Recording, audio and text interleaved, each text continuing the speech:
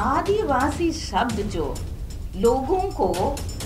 लोगों ने अपने ही लिए चुना है, परंतु ट्राइब जो शब्द दिया गया, ये दूसरों के द्वारा दिया गया, वो भी एक पॉलिटिकल शब्द है और वो कोई सामाजिक शब्द नहीं है। और इसलिए आदिवासी या ट्राइब बोल के ऊपर से शेड्यूल भी कर देने के बाद, तो आदिवासी और ट्राइब बोल के ये किसी सोशल ग्रुप की चर्चा नहीं हो रही है, वो एक पॉलिटिकल ग्रुप है और पॉलिटिकल मकसद से इन शब्दों का इस्तेमाल किया गया। अभी तो हम केवल पहली और दूसरी ही पीढ़ी हैं, एक पीढ़ी में ही हम बहुत किताबें लिखने लग जाते हैं, दूसरी पीढ़ी आते आते वाइस चांसलर बन जाते हैं। तो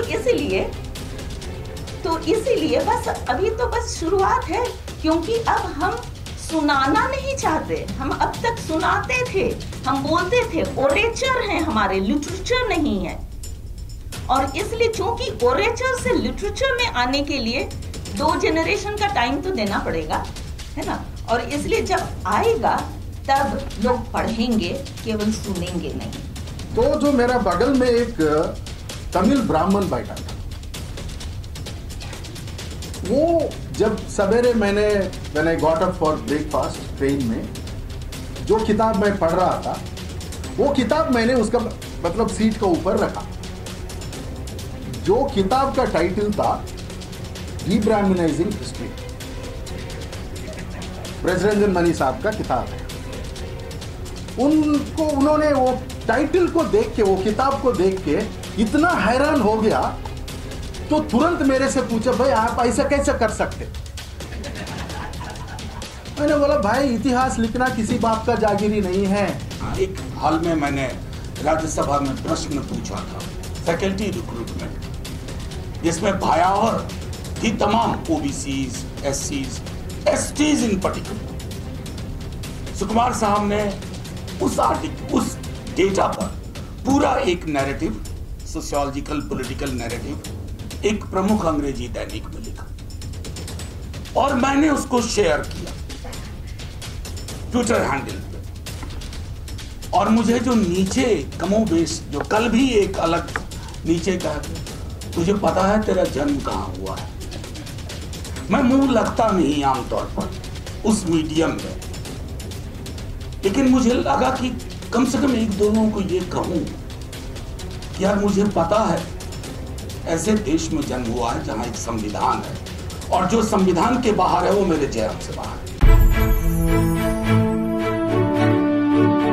राष्ट्र निर्माण में आदिवासी, अब 78 साल के किसी व्यक्ति के संबंध में इतिहास लिखना थोड़ा सोचने की बात है। 78 साल का जो समय है, क्या उसमें किसी व्यक्ति के लिए इतिहास लिखा जा सकता है? शायद इतने फीट्स हों उनके कि लिखा जा सकता है, पर शायद नहीं। परंतु जिनका इतिहास, जिन लोगों का इतिहास, जो लोग किसी एक जगह के, मान लीजिए कोई टापू ही है, वहां हजारों साल से हैं, तो उसके बारे में तो लिखा जा सकता है। परंतु फिर भी जितेंद्र जी ने बहुत ही सोच समझ के इस किताब का शीर्षक लिखा है कि राष्ट्र निर्माण में आदिवासी। और यदि मैं क्योंकि मैथ्स और कंप्यूटर साइंस की स्टूडेंट, कंप्यूटर साइंस की टीचर हूँ, तो मुझे इन सब चर्चाओं में केवल बैठने से ही मेरा थोड़ा ज्ञानवर्धन होता है। तो अभी ही थोड़ी देर पहले मैं किसी कॉलेज के उसमें थी, तभी मुझे सुनने का मौका मिला कि आदिवासी शब्द जो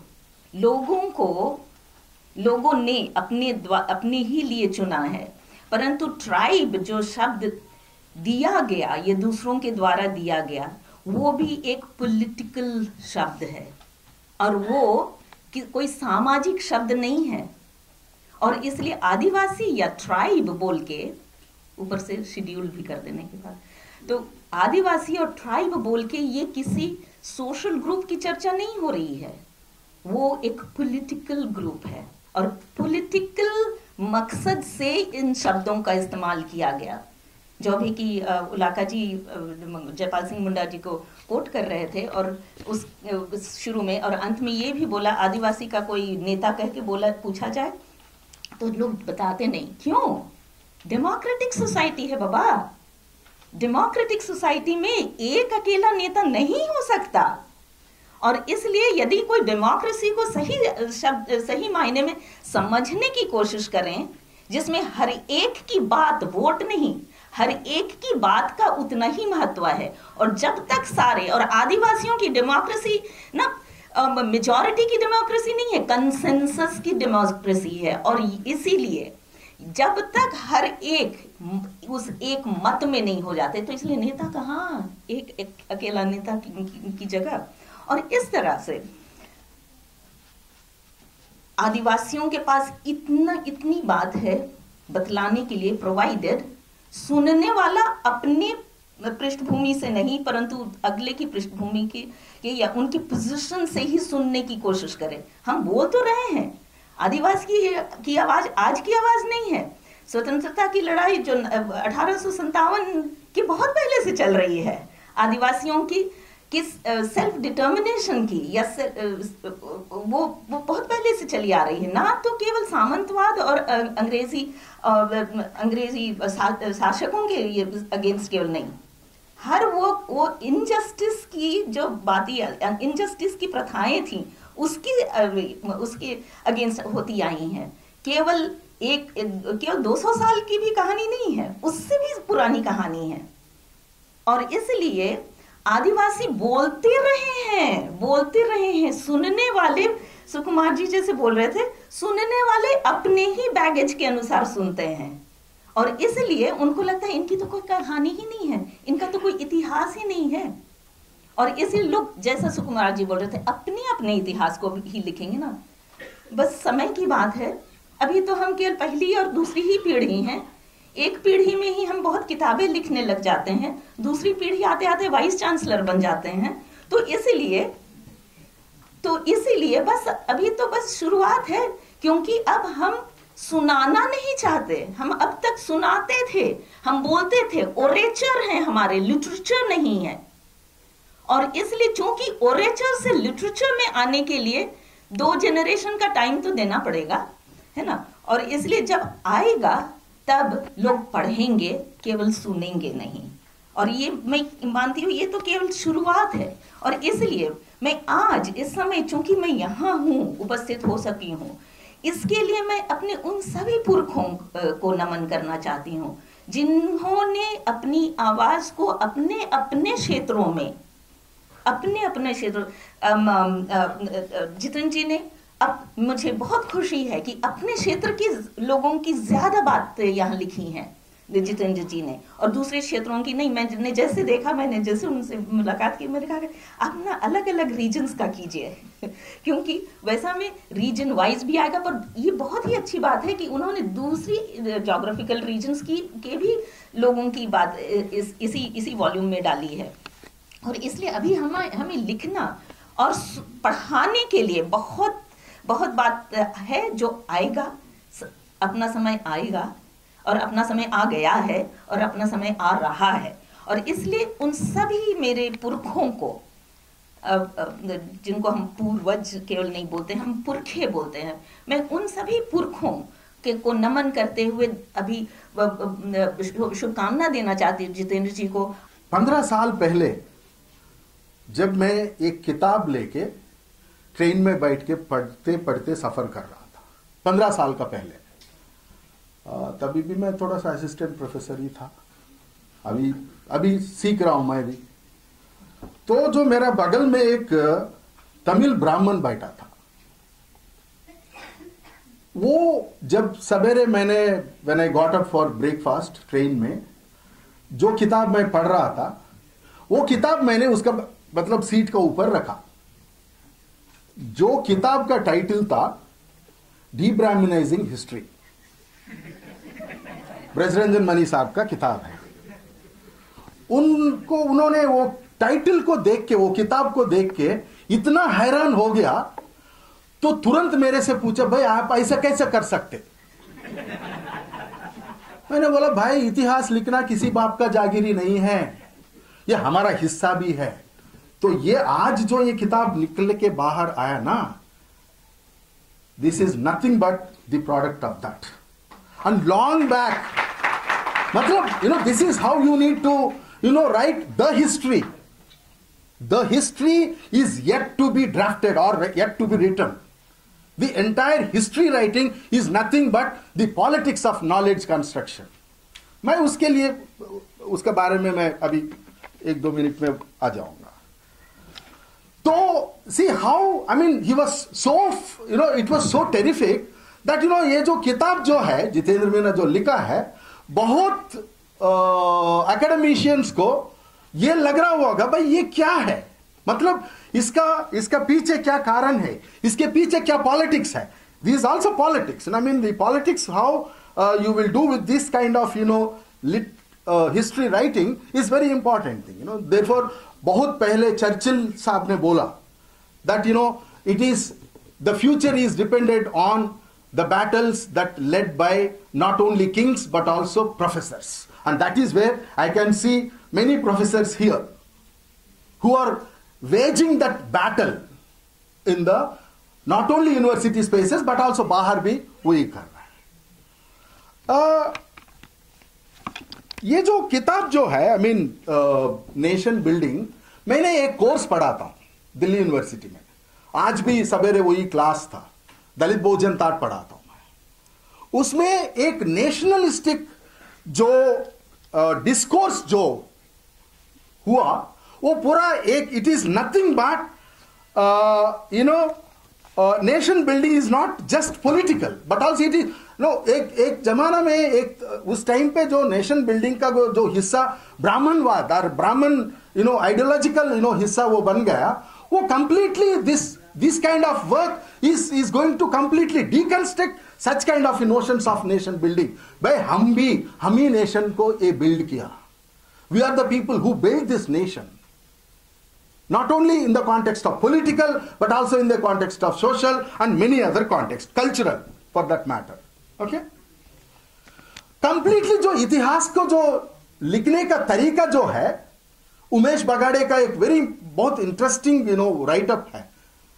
किस तरीका से इतिहास को द ब्राह्मणिस्ट स्कॉलर्स जो लिखता है वो अपना खिलाफ नहीं लिखता है ना, अपना एजेंसी को खत्म करने के लिए नहीं लिखता है history, because that's how the politics of knowledge is constructed. So ये जो history writing was completely hijacked by different ideological streams. Jitendra Meena जब बोल रहा था वो गुहा था, वो गुहा है, इसलिए वो गुहा है, वो नहीं लेकर आया कोई ट्राइबल को या कोई ट्राइबल लीडरशिप को in the makers of modern India किताब में, वो भी मैं पढ़ा था as part of this thing. क्या इनको पता नहीं है इतना स्ट्रगल्स हुआ कॉलोनियल रूलर्स का खिलाफ, ऑल्सो द नेटिव रूलर्स का खिलाफ, क्या एक भी नहीं थे मिला उनको वो लिखने के लिए. And we also had left liberal historians. ये लेफ्ट लिबरल हिस्टोरियंस भी हम बहुत प्रेज करते हैं, but I have a problem with them. भाई right wing scholars, right wing historians वो अप्रोप्रिएट करके लिखता है, वो लिख रहा है, उसका एजेंडा है, वो खुल के बोलता है. बट ये जो लेफ्ट लिबरल्स को क्या हुआ, क्या दलित बहुजन आदिवासी महिला इसका जो बेसिक एजेंसी है इसका ऊपर क्यों काम नहीं किया है, किया तो अभी क्यों एक डिफरेंटली इंटरप्रेट किया गया है, is a very important thing. So this subjectivity जो है ना, वो किताब का अंदर वो जो सब्जेक्टिविटी एक होता है, आमतौर पे हम कहते हैं कि कोई चीज हाशिए पे धकेल दी गई, आदिवासी समुदाय हाशिए के बाहर की चीज हो गई, वो पूरा का पूरा समुदाय. और इसलिए ये महत्वपूर्ण है कि इस तरह की किताब जब आती है तो हम सबको, और ये किस दौर में आ रही है ये भी सोचना होगा. मैं अक्सर कहता हूं एक बात और आज यहां दोहरा रहा हूं, हमें नरेंद्र मोदी जी का शुक्रगुजार होना चाहिए. उन्होंने क्रिएटिव थिंकिंग खूब बढ़ाई है, जितना ही उन्होंने स्टाइफल करने की कोशिश की. अब मैं आपको बताऊं, बाबा साहब और नेहरू को मैंने इतना कभी नहीं पढ़ा था उनके आने से पहले.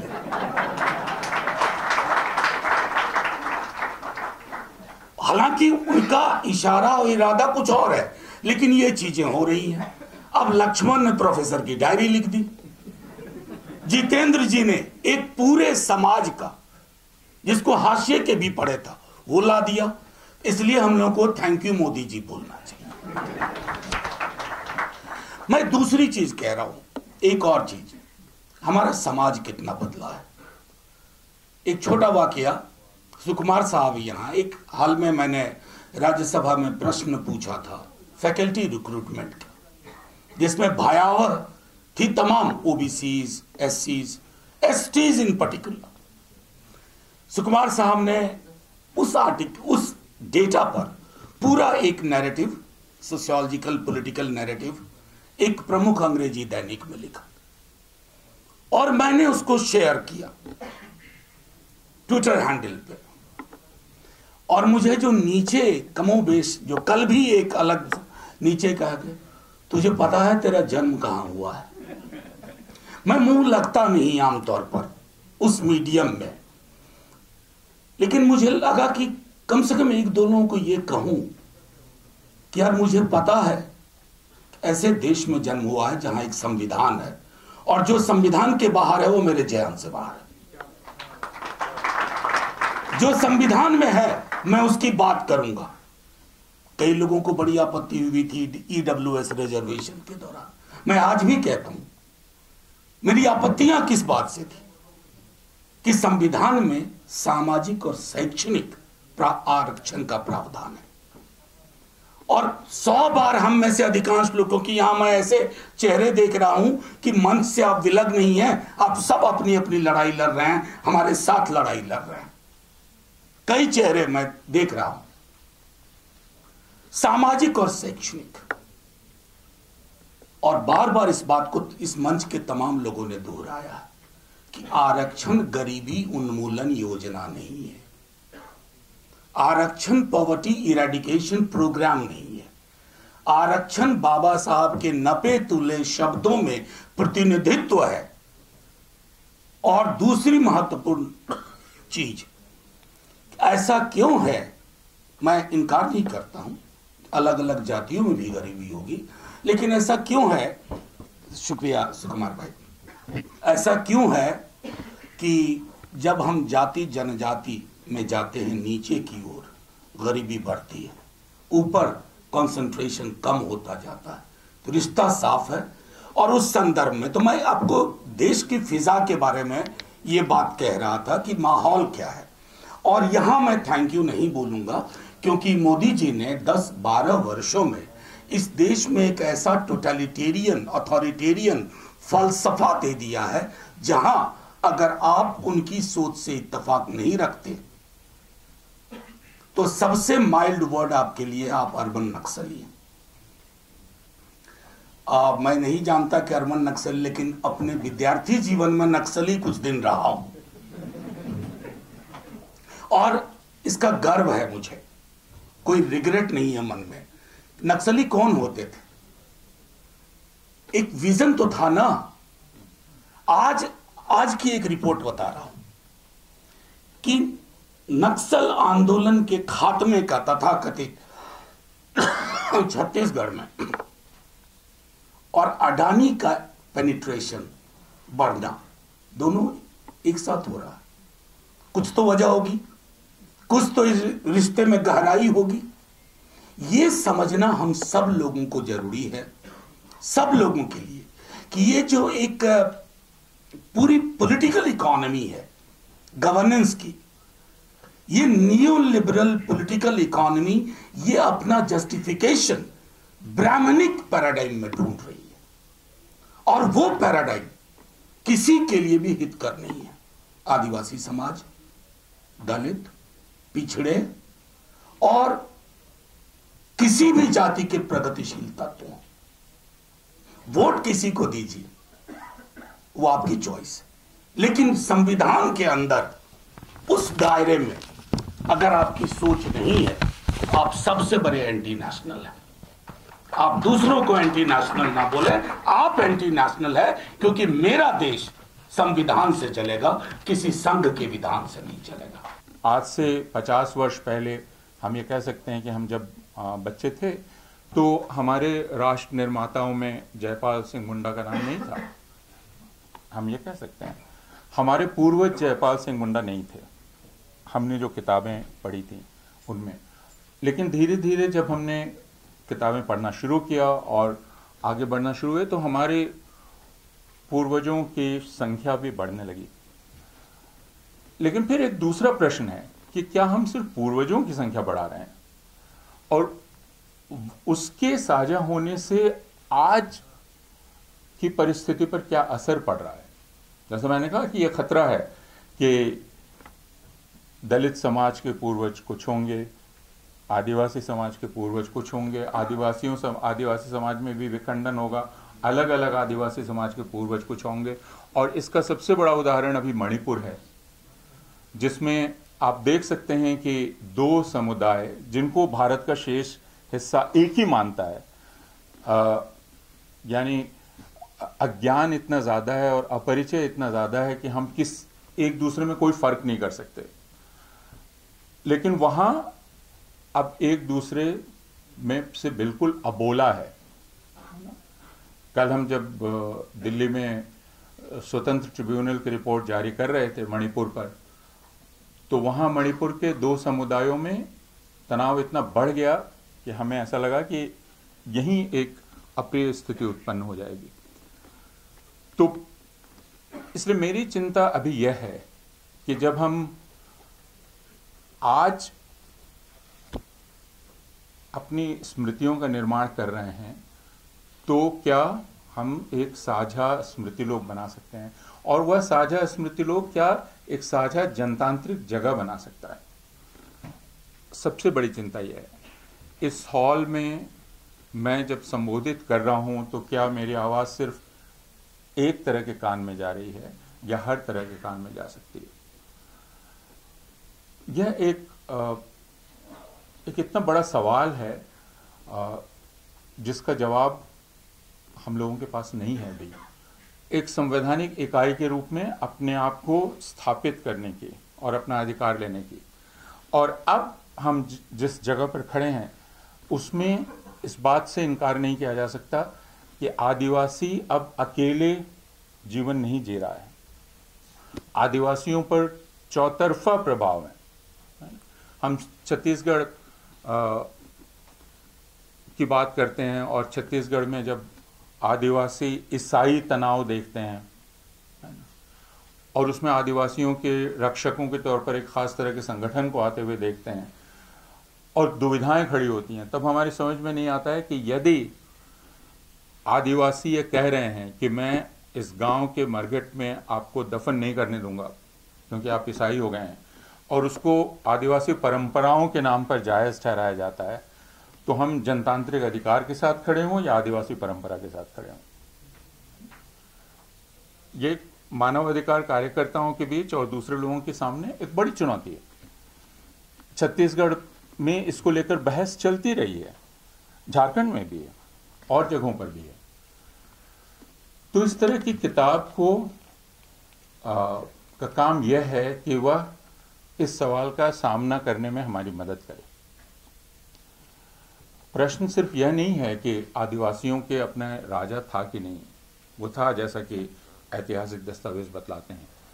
वो ये कि आदिवासी आज इन सारी स्मृतियों के साथ, और आदिवासियों की इन सारी स्मृतियों को क्या यह देश अपनी स्मृति मानेगा नहीं, दूसरे आदिवासी को आज आप एक संवैधानिक अधिकार युक्त व्यक्ति के रूप में स्वीकार करने को तैयार हैं कि नहीं, या हमेशा उसकी तरफ से बोलने वाले कुछ और लोग रहेंगे। वो राज्य होगा जो उनको माओवादियों से बचाएगा, माओवादी होंगे जो उनको राज्य से बचाएंगे, या आदिवासी स्वतंत्र रूप से अपने संवैधानिक जनतांत्रिक अधिकार का उपयोग करने योग्य माने जाएंगे, जिनमें उनकी दूसरों से भी साझेदारी होगी। आदिवासियों की खुद अपनी पहचान बदलेगी। वो पहचान कोई ऐसी सुरक्षित बंधी हुई पहचान नहीं होगी जैसे हम में से किसी की नहीं होगी। तो यह तरलता, जो पहचान की तरलता है, यह तरलता भी मनुष्य का स्वभाव है और वो आदिवासियों के साथ भी होगा। ये सारे प्रश्न हैं जो आज हमारे सामने आ रहे हैं। और जब इस किताब को हम पढ़ें तो हमेशा इस सावधानी के साथ पढ़ें कि हमें अपने आप को स्मृतियों के समुदाय में नहीं बदलना है। प्रश्न सिर्फ ये नहीं है कि हम कहाँ से आ रहे हैं, प्रश्न ये है कि हम कहाँ जा रहे हैं, वह दिशा हमारी क्या है। जिस तरफ से आ रहे हैं वहाँ ये सब लोग खड़े हैं और ये सब देखना चाहते हैं कि हम जा किधर रहे हैं। तो यह उत्तर हमें इन सारे लोगों को देना है जिनकी कहानियाँ इस किताब में दर्ज हैं।